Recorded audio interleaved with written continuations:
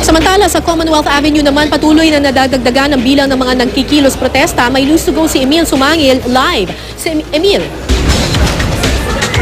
Magandang umaga, Kara. Tayo ay nakaposisyon dito sa kabaan ng Commonwealth Avenue, malapit sa kanto ng Luzon Avenue. At kung makikita mo sa aking likuran, ito yung effigy ni Pangulong Noynoy Aquino na may taas na 13 talampakan. Ito yung magiging sentro ng kilos protesta ng grupong Bagong Alyansang Makabayan o Bayan.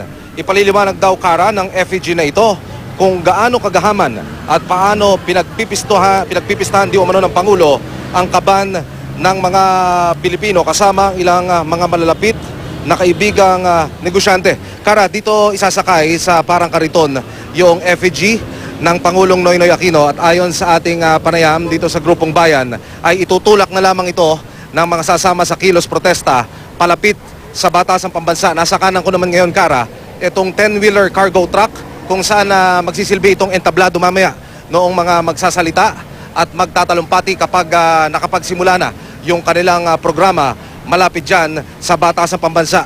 Mag-alas 8 tayo ng umaga, Kara, dumating dito sa kabaan ng Commonwealth Avenue at kung makikita mo, 4 na lane nitong Commonwealth Avenue bound to Batasang Pambansa ang okupado na ngayon ng mga kilos protesta na anumang oras mula ngayon ay magmamarcha na patungo sa lugar na iyon. 10:30, Kara, yung sinabi ng mga organizer sa atin na sila ay magmamarcha patungo doon sa area ng Batasang Pambansa. Meron tayong nakikita rito mga ilang mobile ng Quezon City Police District para patuloy na i-monitor yung galaw nitong mga magrarally, itong mga kikilos protesta patungo doon sa area ng Batasang Pambansa. Nasa gilid ko ngayon, Kara, nasa kanang bahagi ko ngayon, itong hanay naman ng International Conference of the Human Rights and Peace in the Philippines. Sila ay binubuo nitong mga dayuhang delegado.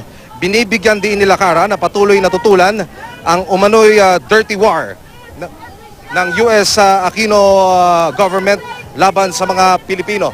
10:30 ng umaga. Magmamarcha yung grupong ito kung saan ang bilang ay aabot sa mahigit 2,000. Balik sa iyo, Kara. Maraming salamat sa iyo, Emil Sumangil.